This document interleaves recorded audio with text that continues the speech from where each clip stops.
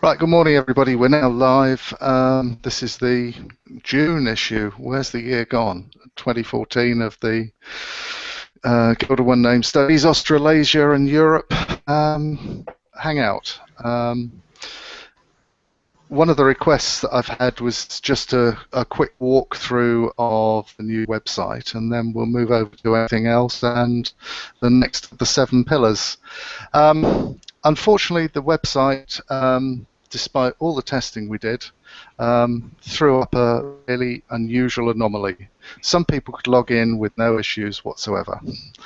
Some people couldn't log in and could then reset their password, and then they were fine. And then other people just couldn't get in at all. It's taken me 3 days to track down this bug, and I finally found it this morning, just before this started. So I've got a couple of people testing it on the development site, and if that works out, I'm hoping to get it live probably sometime tomorrow afternoon or evening, because there's a couple of other, because of the code I've had to remove, I've got to recode some of the other bits and pieces, and that will take some time. I just want to make sure the bug's gone, and then I have to put some of the security back in place. So I'll do a quick screen share once I pull it up. Yeah, I was in the latter group, Colin. I couldn't log in or reset.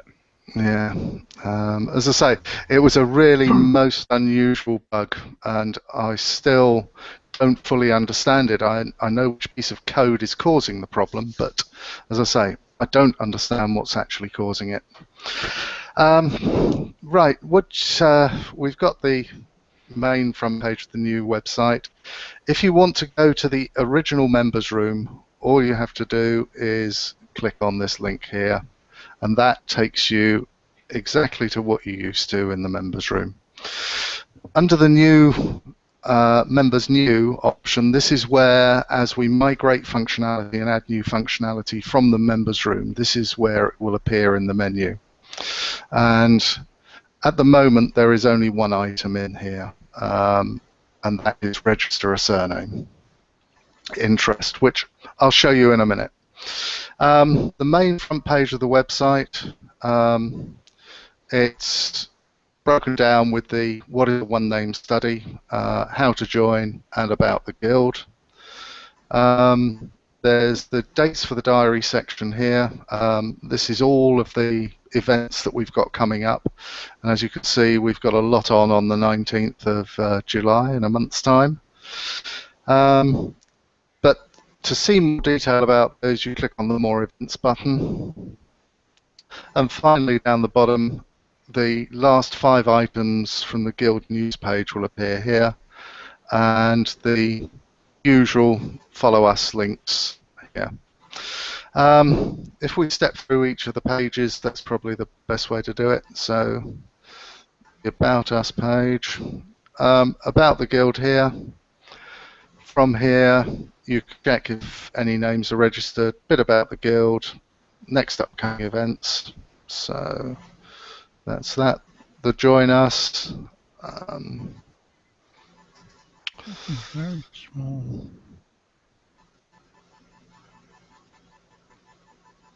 So here again, the same with a bit about joining the Guild, your subscription and everything.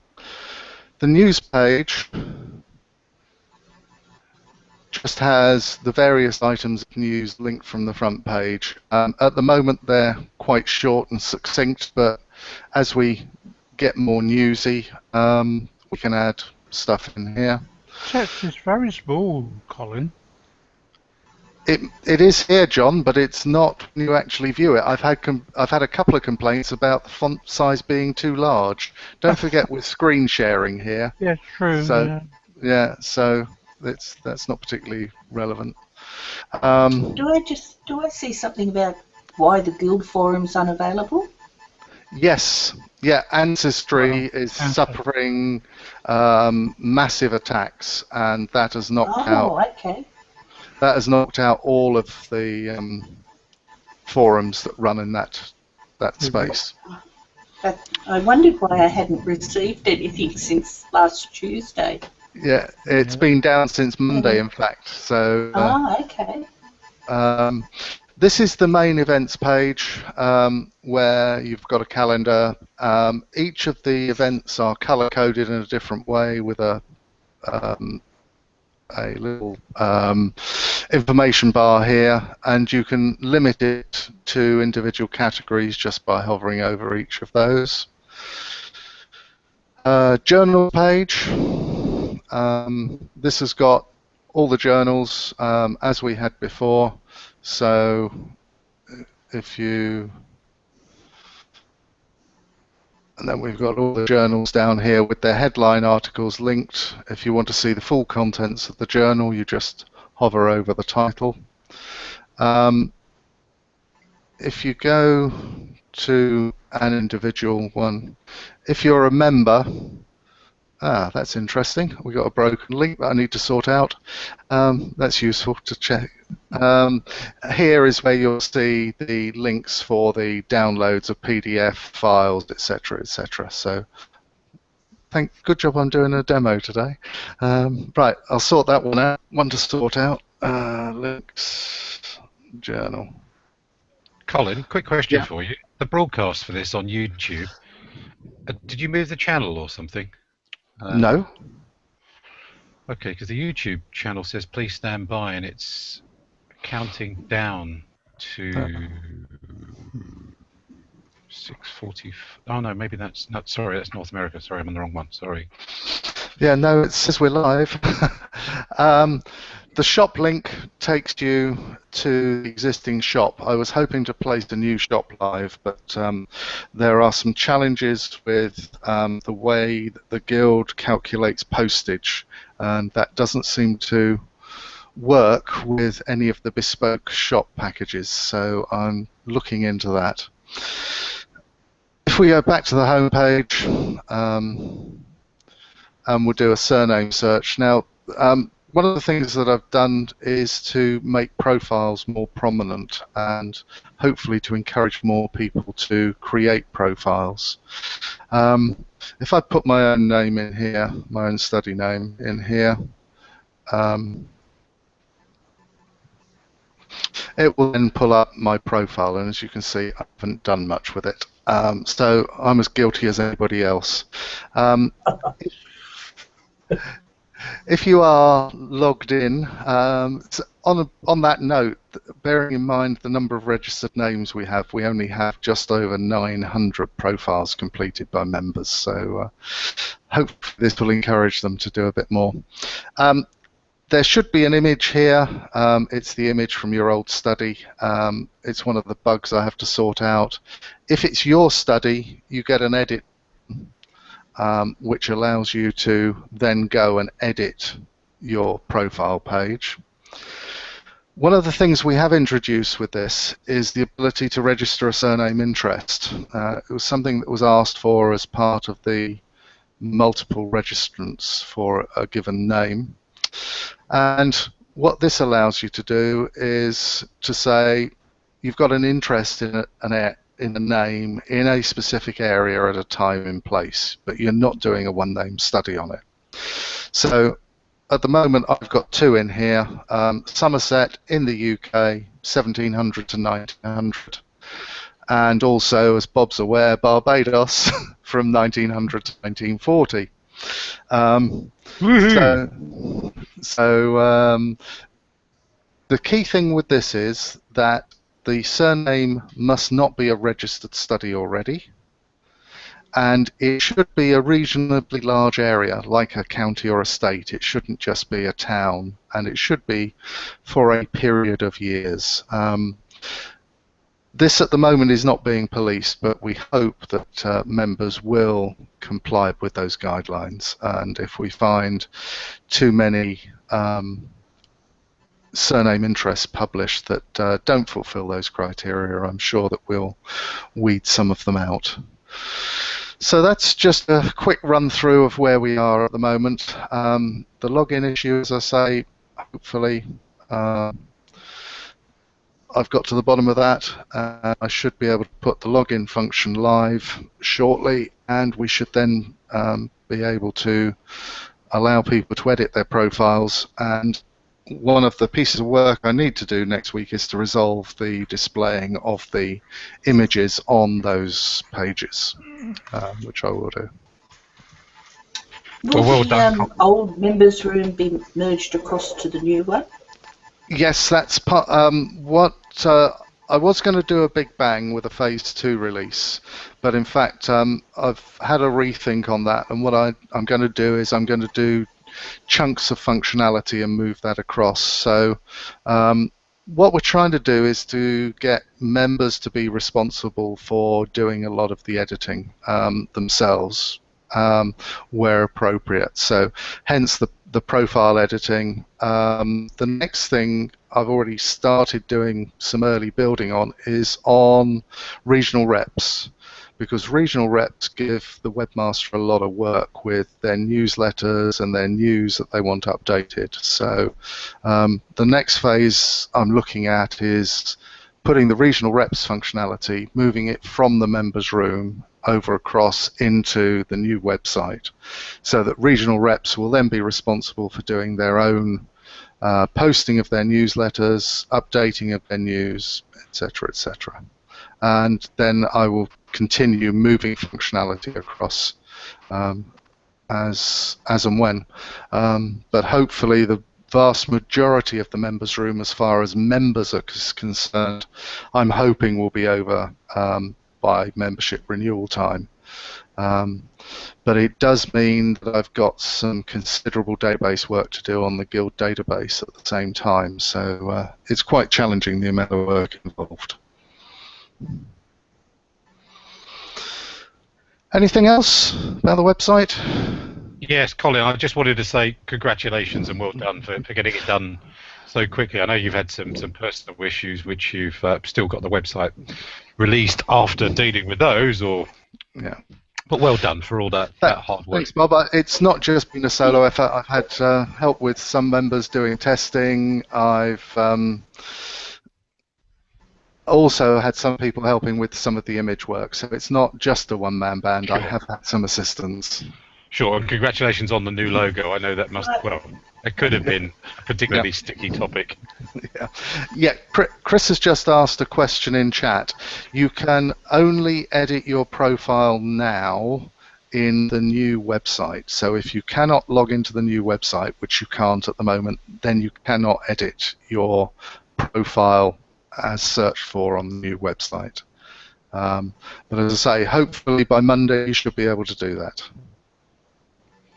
And Colin, on an article-related side of things, I know it's probably a bit soon to think about this, but other articles that the Guild website wants to host, whether educational, these Hangouts, that kind of thing, have you thought about a style guide for things like images in terms of dimensions of images, that kind of thing? Would you be using columns?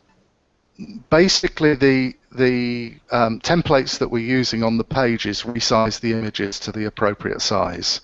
So if you put in a huge image, it will auto resize for you. Okay. But yes, I will prepare a style guide, because what we don't want is people uploading huge images. It takes their time to upload them. It then takes the website time to resize them, all for no gain. So yes, there will be some guides about that. Okay. Anything else? Well, I just want to repeat that Bob's comments, that I think it looks wonderful. Thanks. I'm really looking forward to, once you've sort of sorted out a few things, exploring in it. Yeah, it is responsive, and by that I mean that the pages do change their layout if you view them on a tablet or on a smartphone as well. I would suggest that people don't try and do too much other than view the site if they're doing it on a smartphone, because it does get quite... if you start wanting to edit your profile on a smartphone, I would suggest that that's not a good thing to do. It will work, but it's far from an ideal experience. Okay, right, let's pass over. Anybody got anything particularly they want to talk about before we dig into the 7 pillars and publicising your study? No, very quiet, very subdued audience, participants this month. Okay, so... Colin, can Yes, you hear Tony. me? Or... Yeah, I can hear you, Tony. Well done. After all these years of a very static website, I think that beginning to look, bringing it into the 21st century, I think is the words I spring to mind. Well done. Okay, Now thank you all very I've got to much. do is to find how to mute my microphone again. That's easy to do. If you just pop up to the top, hover over the large picture in the center up to the top to get the toolbar up, and you'll see the second icon from the left is mute microphone, which you've done. Well done. Okay. Can you hear Colin? me? No. Yes, Paul. Yes? No? Yes, yes. I guessed what you were talking about. That was my bank, by the way. Somebody's been trying to use my card in Lewis's or something, so I had to deal with that. But so is there a new URL, or is it just the same one? Oh, exactly the same one. Just go in exactly the same place, onename.org. Okay. So no changes at all. And Colin, Mike James is watching on YouTube, says he likes the idea of the other surname interest facility. Oh, that's good. Right, okay. Next of the 7 pillars we've got up for discussion this morning is publicising your study. Now, I've done enough talking for now, so I think it's time to kick over to somebody else. And I don't know, Chris, do you want to kick off as one of the owners of one of the big studies? Put you on the spot a little bit. Don't forget to unmute yourself. Yes. Ah, well, that put me on the spot, didn't it? Publicising, I think it's a challenge for lots of, well, for me, in that, first of all, I've got to understand what it is I'm actually going to be doing.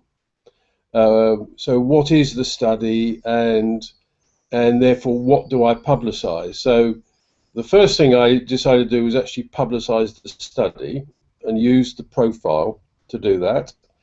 And then I went on and built myself a website for the One Name study. But I think most of my stuff, and by doing that and linking it to my family history stuff, and I've now, although most of my early information was coming from people based on the profile, it actually started more and more coming from the website. So yes, it's profile and website. I have not publicised on family history magazines. Neither have I publicised at local fairs and things like that. But otherwise, yeah, the moment it's publicising the study rather than publicising the results. Okay, Chris, thanks for that. Bob, how about you? Yeah, okay. I thought I'd read the first sentence of publicising your study from the 7 Pillars book. Publicising your study. The one namer will make his study known in order to attract the attention of potential contributors of information. Various forms of advertising are recommended. So that's essentially what I've done. I started off with a website, and I think I'm currently on the 3rd iteration of that. Essentially, the website is used to host the existence of the study in the first place, and then I tried to have articles that name individuals from my study and stories about them. Then essentially what I'll do is repost some of the articles to the Google Plus page and Google Plus posts. I have Google analytics integrated on the website, although I'm not entirely sure I'm using it actively enough to get any meaningful results. But there's two dimensions to this. One is letting people know that you're out there and you're doing this stuff. So giving people the ability to find your surname amongst all the other surnames on the internet is quite a challenge, particularly in my case with the prominence of Benedict. The other dimension, I think, is that having a blog or a website is not really enough to get yourself noticed these days. There's just so much noise out on the internet that you've got to do something else to promote, push, advertise your study occasionally on a periodic basis. And that can form posts on Facebook, posts on Google Plus, or posts on any of the social media channels, including LinkedIn if you're that way biased. So I think ultimately what I'll do is end up having a page or a story about every individual in my study, including some of the source material. The key dimension that I think I've realized from a one-name surname study point of view is that you don't necessarily need to be posting every day or every week unless you've got an active community of people interested in your surname, like perhaps John Laws or Chris Gray or even Paul Howes. I.e., if you've got a bigger study with a bigger live audience who wants to monitor, you may have to post more frequently. But in my case, it's enough to leave an article out there forever, for want of a better word, and let people find that article when and if they become interested in that individual. Okay, Bob, thanks for that. Tony, what about you? Have you done anything about publicising your study? Don't forget to unmute yourself. Yes, I remembered to unmute. Incidentally, my apologies. I hope everybody knows who I am. I'm Tony Mingay. I'm living in New Zealand at the moment, so it's good evening to you all. In other words, it's now 9 o'clock at night. Yes, I'm very fortunate in the respect that I have a colleague, namely Robin Mingay, who is a webmaster of ours, and therefore we have a pretty good website. The problem of publishing a book of the one-name study is the fact that you can never finalize the book. You can finalize a chapter, but so we have veered away from publishing books. We've got a blog, obviously, and we've got our guild profile, but the actual website used to produce lots of inquiries. We now find that we virtually nil this month. In fact, I can say for the last quarter, I think we've had one inquiry. So we are looking at other ways of trying to attract people to looking at our study. So it is quite, especially when he lives in Essex and I live in New Zealand, we find that the 12-hour difference makes communication quite awkward sometimes. Anyway, that's my little bit. I hope it is of use to some people. Thanks very much, Tony. What about you, Jenny? What are you doing for publicising your study? Well, not a lot really. I have my profile page with the guild. I do have a blog, which is through Google, and I've started sort of the odd forum thing with like My Heritage or Genie Wikis or whatever it is. But my plan was going to be for this year, but it'll now have to be next year, is to get a website that's more out there so that people will find me. But other than that, I don't advertise in magazines or anything. Okie dokes. John, over to you. Well, I advertise in Family Tree magazine in the UK and also in the USA, in their version in the USA. I hang out regularly on a Mondays with Mert, which goes throughout the USA.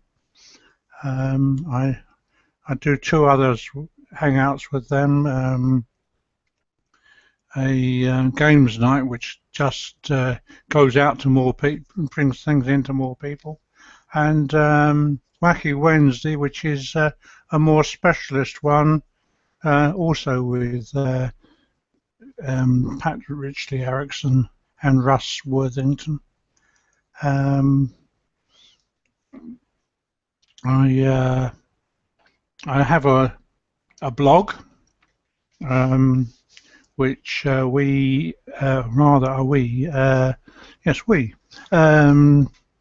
Pat Richley Erickson, Russ, and we upgraded my blog online live, on the live broadcast.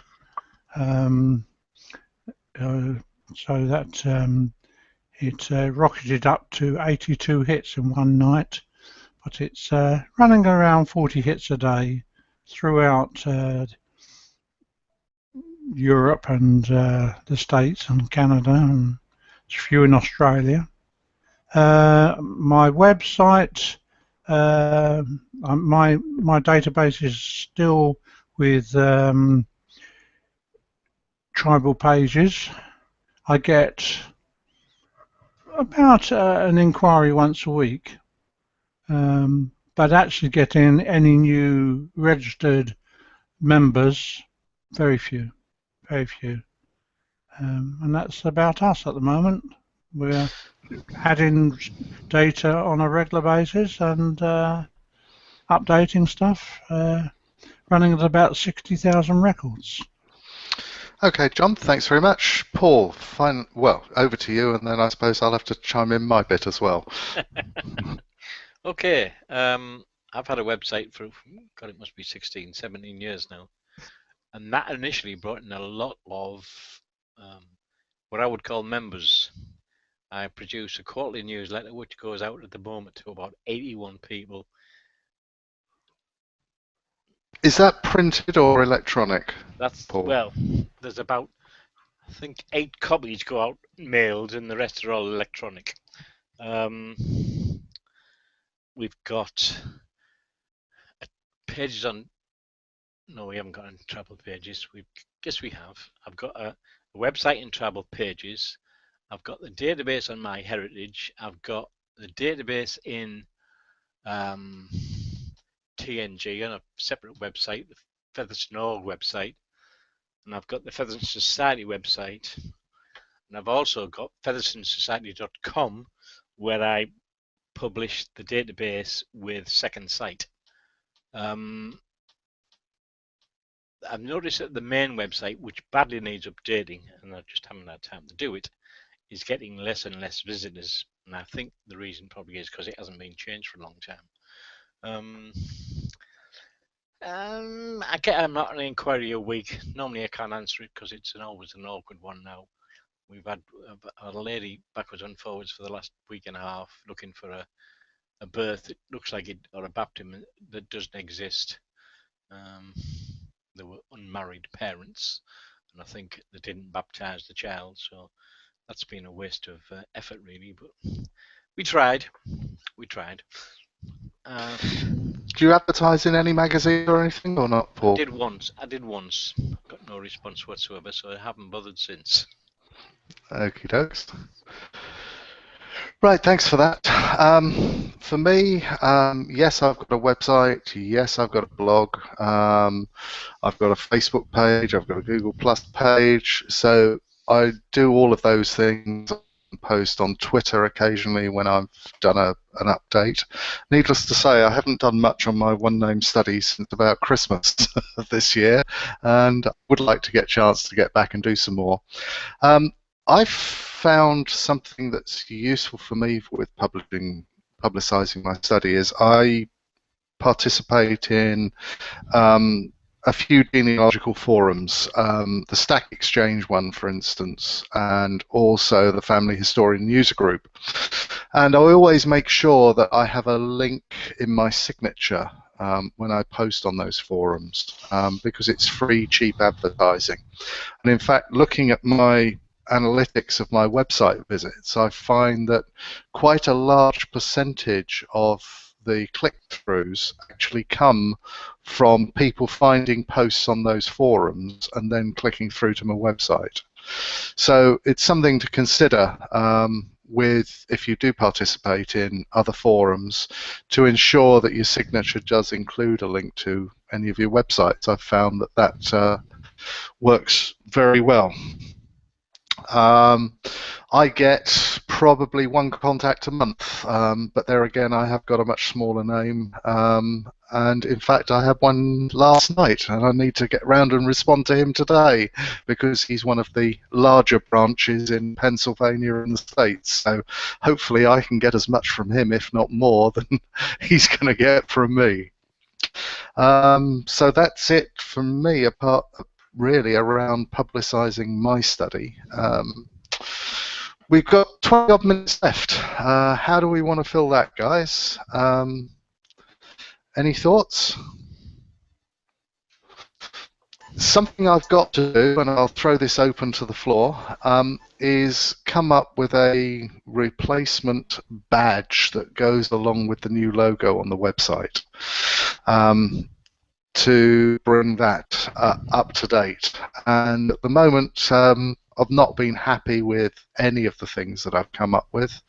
I don't know if anybody's got any thoughts. No need to actually talk about them now. If you've got some thoughts, wing me an email or a Photoshop file if you are so equipped. I'd be grateful to receive anything. It's to replace the normal little badge which has got the tree with Guild of One Name Studies and 1979 around it.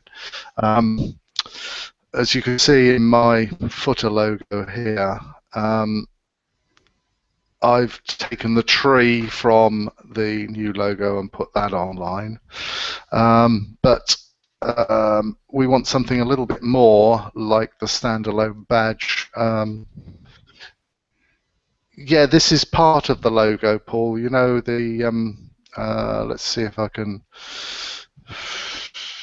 find one. Can I come in there, Colin? And yeah, suggest, please do, Tony. Regardless of what you have as your centre, I feel that we want to encompass a picture of the world somehow within showing, because we are gradually encompassing the whole world. So would that be possible to have a layered image, if that is the expression? Yeah, what we're looking for is just something around 100 pixels, 150 pixels square, something like that, as the little badge that you can use when you don't use the full image. So yeah, a world, a globe of some sort. Yep. Okay, I'll give that some thought. See if I can pull something up from that. John, you said you think you preferred the old one. The old one what? No, you're muted. Habit. Yeah. Well, the old badge with the 1979 on it. I mean, we could have 1979 to 2014 or whatever year it is on it. I haven't got one handy, Colin, but one of the items that used to be popular on the stand was the actual Guild metallic badge, and maybe a simple photograph of that could be, I don't know, you could have a superimposed highlight to make it look 3D or something, but that might work well. I'll have What, to you're see if I talking can- about the lapel badge, are you, Bob? Yeah, I am, Colin. Yes. Yeah, I've got an image of that I can put up with a screen share. Where are we? You know, possibly with an overlay to make it look 3D. You know, one of those highlights. Yeah. Images. There we are. Right. Okay. Let me do a quick screen share. It's not very large because it is a small.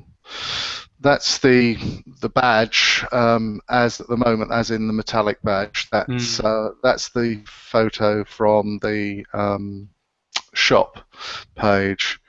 But we bounced around all sorts of other things. Let me.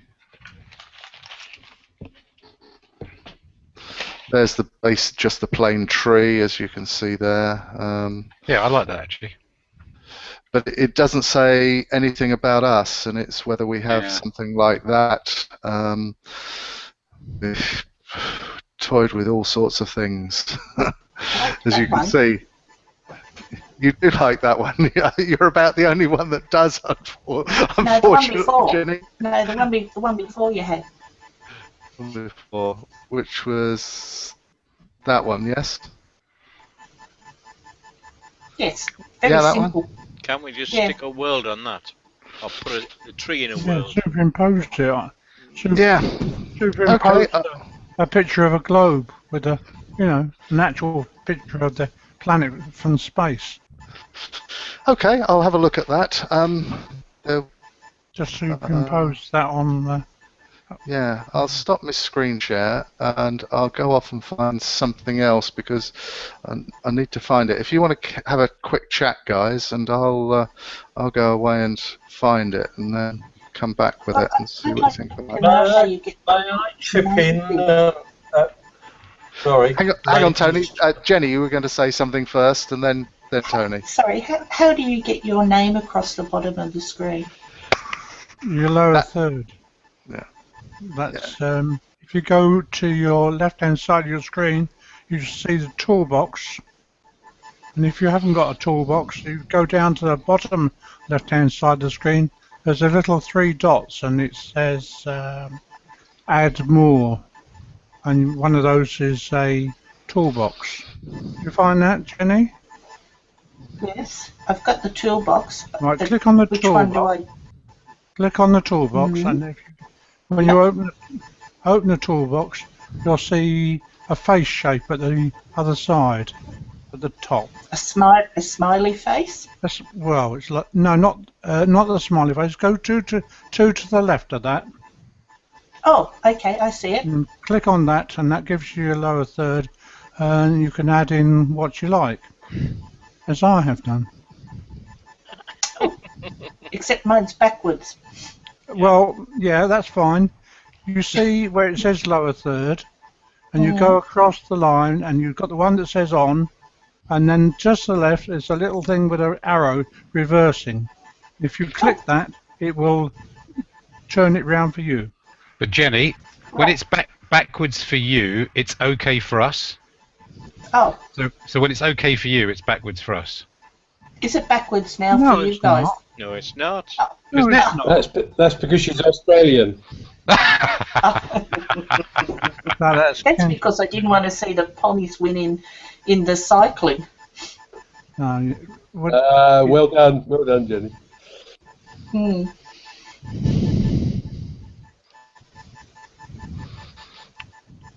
Right, Tony, you wanted to say something. Well, yeah, but actually, I'm thinking. Do we realise that we are only linked to the main parts of UK? New Zealand is okay because it's a small country, but Australia is. Have we all appreciated it? And it still shakes me to realise it is Europe including British Isles, will go into Australia and still leave a bit left over around the edges. And South Africa is also fairly large. And the problem is that I have people out there that still, would you believe, we have to communicate by snail mail simply because they have no internet connection. In fact, some of them haven't got telephone. Yes, okay, they're going into satellites now, but it always shakes me that we live in our own little world, and it's not until you come across these people. For instance, one person in South Africa has to travel 125 kilometers to the nearest store. You know, the distances they have to travel is enormous. And I often wonder how we could... There are people out there with my surname, particularly in Africa, but I've managed to catch on to them. And I'm often puzzled how I can get hold of people elsewhere in remote areas that don't know I'm doing a one-name study. Has anybody else come across this problem? Can I make a suggestion? Perhaps, what is it, skywriting behind a plane as it flies over the area? I have up in what used to be Nyasaland and Rhodesia, but I find that the local, there's isn't there a person from Nigeria trying to understand his family history, and he's going through the main consulate and things like that. So maybe it's the local universities or what who have a history department that can start as a nucleus for getting family history, genealogy, and one-name studies started.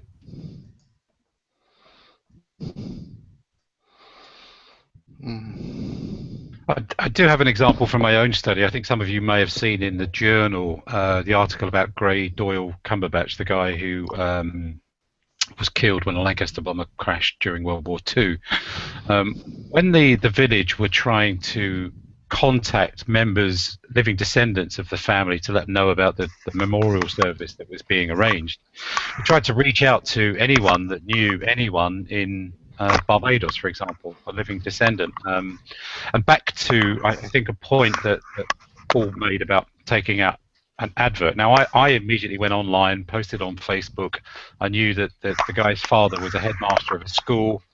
I found the school. I made a few contacts, but I didn't reach any living descendants. But some folks in the village of Plunger in North Nottinghamshire, what they did was took out a newspaper advert in the Barbados newspaper, and that produced results almost instantly. So I think the lesson I learned from that was you've got to know a little bit about the target audience you're looking to reach. So if it's outlying Africa, then internet access is unlikely. Perhaps a newspaper is unlikely. I hear radio is a good medium. And okay, I don't expect you to take out a radio ad, for example, but you might be able to contact someone on the radio channel who's doing a history piece about the local area, about the surnames, and would run with the story. So I think what wouldn't work here now, for example, is trying to reach anyone by a newspaper or magazine ad. But that's where social media is coming quite strong. People coming over using mobile phones in Africa for aid emergencies and general communication, all kinds of things. The Twitter and the other social media is very strong in these places, even if they can't access the internet. Yeah, the other thing, of course, is that a lot of newspapers do look for articles rather than just adverts. and so write an article and punt it round some of the local newspapers and see if they're interested in putting it out. Certainly, living here in Spain, we've got 4 or 5 local newspapers for the expat community, and they're always looking for articles and will always put them in. So, as I say, for the cost of just writing up an article and winging it to a few local newspapers where you think you might stand a chance of hitting some members, write a 300 or 400, 500 word article and see if they'll publish it. That's one way. I saw an interesting post this morning on Facebook. Somebody complaining about the cost of Find My Past and Ancestry subscriptions and how it was getting very expensive to do genealogy. And before I could even respond, somebody else said, "Well, just go back 20 years and you had to drive to these places to do your research. So $300 a year for Find My Past and Ancestry is a drop in the ocean to what we used to spend."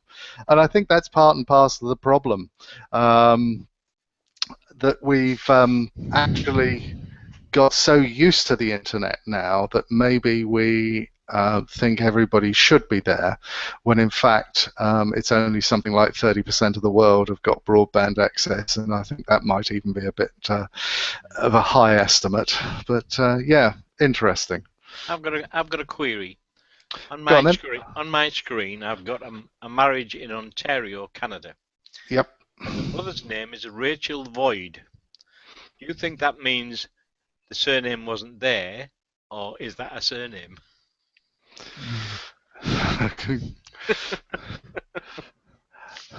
Maybe I'd she say just wasn't there. I'd say that's the name, I'm Paul. certainly glad my microphone is. I'm killing myself with laugh.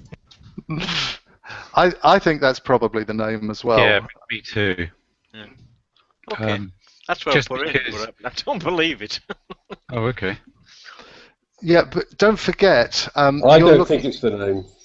Don't forget, you are looking at this, Paul, with an English-focused head on. Void could, in fact, be a French, Dutch, whatever else name. Don't forget. I realise that. I realise that. Yeah, you're dealing with Canada, so it may not be from an English country. And It's like the ones that come up with ditto, isn't it? I haven't seen one of those. No, I haven't seen it. yeah. I must admit. I see lots of those in census transcriptions, and this is just a transcription, so you need to be a bit. It's like yeah, it's like the father's name, deceased, is one I've come across quite a few times. But if you actually look at the record, what are we actually looking at? We're looking at a marriage of Edward Charles Featherstone. Yeah. His father's name is Alfred Edward, presumably Featherstone. Must be, yes. Mother's name, Rachel Void. Void could well be a middle name, not a surname. Yeah. It could be. Yeah, and if you look at the spouse's name, Myrtle Minard, you would, from that, you would assume that Minard is her maiden name. Yeah. But Rachel Void, the Void may or may not be, and is it Void or Vold? It's Void. It is Void, is it? Yeah, because it looks Vold on the screen share. So it could well be a middle name rather than a surname. It's most of the ones I've had have been surnames. Yeah. But Paul, sorry to interrupt. I've just had a quick look on Ancestry, and they've got the birth of Edward Charles Featherstone, 17 October 1895. The mother's name is Rachel Boyd, B-O-Y-D. B-O what? B-O-Y-D. I'll have a look at that. And that's on Ancestry. Let me check. It might be one of these federated links. I suspect it is. Which basically means, Paul, if you search it on Ancestry, what Ancestry have started to do is to incorporate indexes from other places, particularly like Canada. But then you can go off to the civil registration piece in Ontario and look up the actual spelling there. I had one example of this during Who Do You Think You Are? I think it was last year, where the date was mangled. On Ancestry, it was okay, but when you looked at it on another site, they used the three numbers, so a date, day, month, year, all as numbers, and that had got transposed into a UK format from a North American format. Right. The other thing you find an awful lot, or I find at the moment, is that the Ancestry indexes say one thing. When you look at the original, it says something entirely different. Oh yeah. Yeah. I mean, And I've got another grey. Look at that place. Hey ho. Right, okay, guys, I'm going to kill the broadcast now, and I'm going to make a move. But if you want to stay on and chat, please do. no, I've got to Paul? go shopping. Paul, just a quickie. Paul, Yeah. just